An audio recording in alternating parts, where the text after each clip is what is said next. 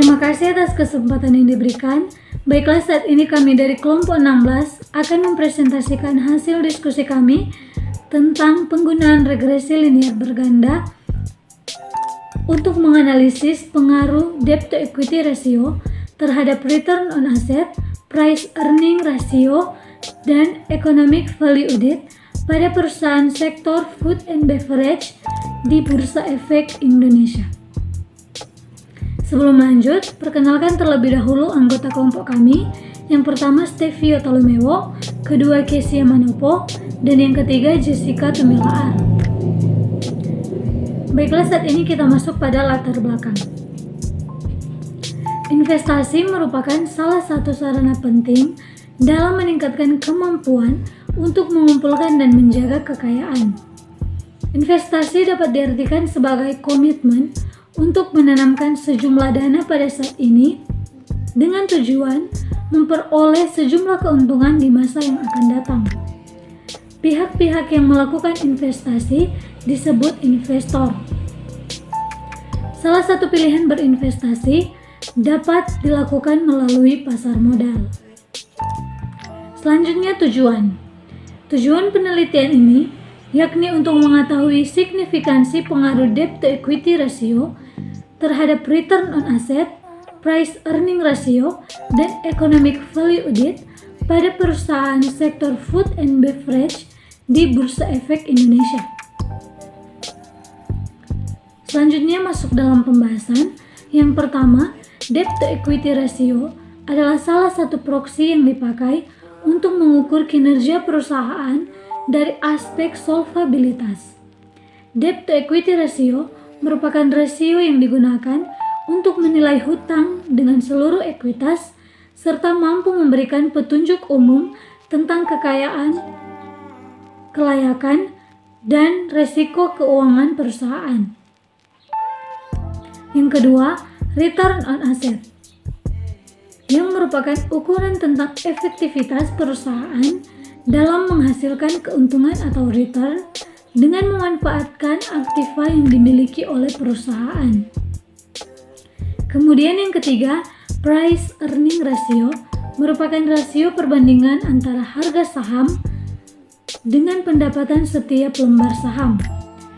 Informasi price earning ratio mengindikasikan besarnya rupiah yang harus dibayarkan investor untuk memperoleh 1 rupiah earning perusahaan.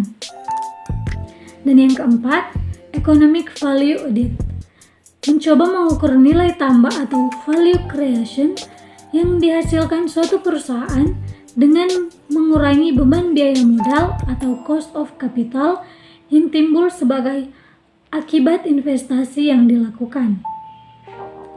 Selanjutnya, analisis linear berganda. Berganda analisis regresi merupakan salah satu analisis statistik yang sering digunakan untuk menganalisis hubungan antara dua variabel atau lebih.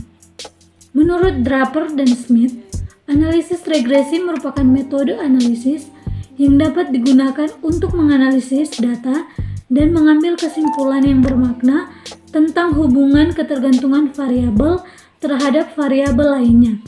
Rumusnya adalah Y sama dengan B0 tambah B1 XI tambah beta 2 X2I tambah beta 3 X3I dengan keterangan Y merupakan debt to equity ratio, X1 return on asset, X2 price earning ratio, X3 economic value added, beta 1 koefisien regresi return on asset, beta 2 koefisien regresi price earning ratio, beta 3 koefisien regresi economic value added, E adalah error atau sisa residual, dan alfa merupakan nilai konstanta.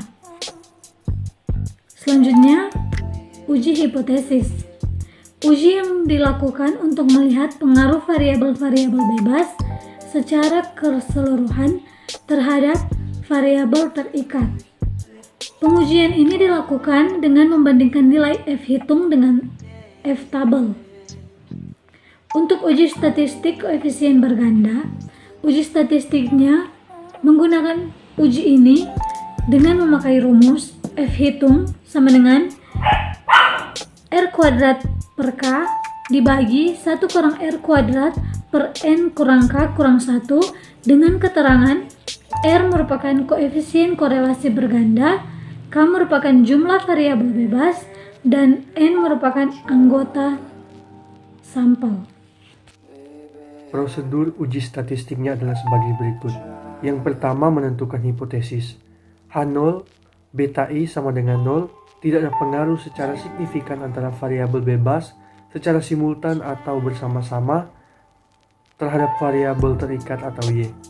H1, beta I tidak sama dengan 0. Ada pengaruh secara signifikan antara variabel bebas secara simultan atau bersama-sama terhadap variabel terikat atau Y. Yang kedua, menentukan taraf nyata dan nilai F-tabel. Nilai taraf nyata yang digunakan adalah 0,05 dan nilai F-tabel memiliki V1 sama dengan K dan V2 sama dengan N kurang K kurang 1. Yang ketiga, menentukan kriteria pengujian dan memberikan kesimpulan. Jika F hitung lebih dari tabel F-tabel, berarti H0 ditolak. Dan jika F hitung lebih dari F-tabel, berarti H0 diterima. Kemudian menghitung nilai F-tabel dan membuat kesimpulan. Ketika F hitung bandingkan dengan F-tabel, berdasarkan uji F dari F hitung yang lebih kecil dari F-tabel, berarti semua variabel bebas X berpengaruh secara signifikan terhadap taksiran. Kemudian metode penelitian. Penelitian ini dilakukan pada perusahaan food and beverages yang terdaftar pada Bursa Efek Indonesia. Objek penelitian ini adalah return saham perusahaan food and beverages yang terdaftar di Bursa Efek Indonesia. Penelitian ini menggunakan 3 variabel bebas yang terdiri dari return of assets, price earning ratio, dan economic value added.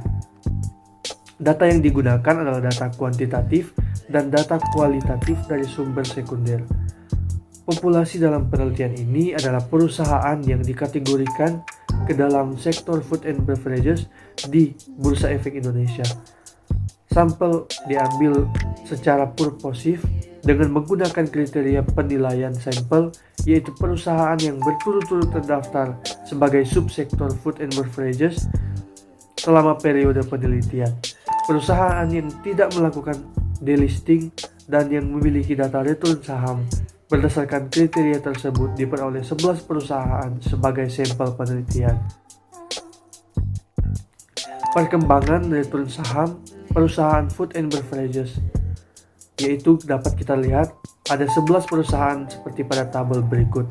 Dan kemudian untuk hasil perhitungan regresi linear berganda dengan menggunakan aplikasi Minitab akan disampaikan atau dijelaskan oleh teman saya. Selanjutnya, saya akan menjelaskan perhitungan regresi linear berganda dengan menggunakan aplikasi Minitab. Setelah dilakukan uji regresi, kita akan mendapatkan nilai fits, resi, dan koefisien pada display data. Selanjutnya, pada output Minitab, kita mendapatkan persamaan regresi yang dihasilkan, yaitu debt to equity ratio sama dengan nilai konstanta 119,7 kurang 1,103, return on assets kurang 0,448, price earning ratio kurang 0,281, economic value added. Kedua, uji T dan uji multikolinearitas. Pada data ini terdapat data koefisien. Kolom ini mencantumkan koefisien nilai dari B0 konstan dan B1 return on assets, B2 price earning ratio, B3 economic value added. SE koefisien atau standard error of coefficient. Kolom ini mencantumkan simpangan baku bagi setiap koefisien model, dalam hal ini B1, B2, dan B3. Terdapat juga nilai T-value dan P-value. yang mencantumkan nilai peluang bagi penerima H0 dalam pengujian B0, B1, B2, dan B3. Seperti terlihat pada tampilan, nilai P bagi konstan adalah 0,019 yang berarti bahwa peluang kita untuk menerima H0, B0 sama dengan 0,019. Dengan kata lain, pada taraf nyata 5% terdapat cukup bukti untuk menolak H0. Sedangkan nilai P return on assets, price earning ratio, economic value added lebih dari taraf nyata 5%, sehingga terdapat cukup bukti untuk menerima H0. Terdapat juga nilai VIF, variabel B1, B2, dan B3 yang kurang dari 10, berarti tidak terjadi multikolinearitas. Selanjutnya, koefisien determinasi. Terdapat nilai S, standard deviation, 75,6930 yang menunjukkan simpangan baku dari sisaan model yang merupakan akar kuadrat tengah sisa. Terdapat juga nilai R-square 49,48% yang menunjukkan nilai koefisien determinasi. Dan terdapat juga R-square adjusted 27,83% yang merupakan nilai R-square yang telah dikoreksi dengan derajat bebasnya. Keempat, uji simultan atau UGF, Analysis of Variance. Terdapat source, yakni mencantumkan sumber keragaman dalam model regresi. Sumber keragaman tersebut berasal dari regresi, sisaan, dan total. Pada kolom DF menunjukkan derajat bebas untuk masing-masing sumber keragaman. Nilai kolom adjusted SS yakni mencantumkan nilai-nilai jumlah kuadrat untuk masing-masing sumber keragaman. Nilai kolom adjusted MS mencantumkan nilai-nilai kuadrat tengah dari regresi dan kuadrat tengah dari sisaan. Dan pada kolom P-value, nilai P lebih dari alfa 5%, sehingga terdapat cukup bukti untuk menerima H0. Jadi, return on assets, price earning ratio, dan economic value added tidak mempengaruhi debt to equity ratio pada perusahaan sektor food and beverage di Bursa Efek Indonesia. Pada grafik probability plot of resi atau grafik normalitas menunjukkan titik-titik menyebar di sepanjang garis. Maka dapat kita simpulkan bahwa uji normalitas terpenuhi. Selain itu, kita juga dapat melihat nilai P pada grafik probability lebih dari nilai alfa 5%, jadi uji normalitas terpenuhi. Kesimpulan, berdasarkan penelitian pada perusahaan sektor food and beverage di Bursa Efek Indonesia, dapat disimpulkan bahwa signifikansi pengaruh return on assets, price earning ratio, dan economic value added tidak mempengaruhi debt to equity ratio pada perusahaan sektor food and beverage di Bursa Efek Indonesia.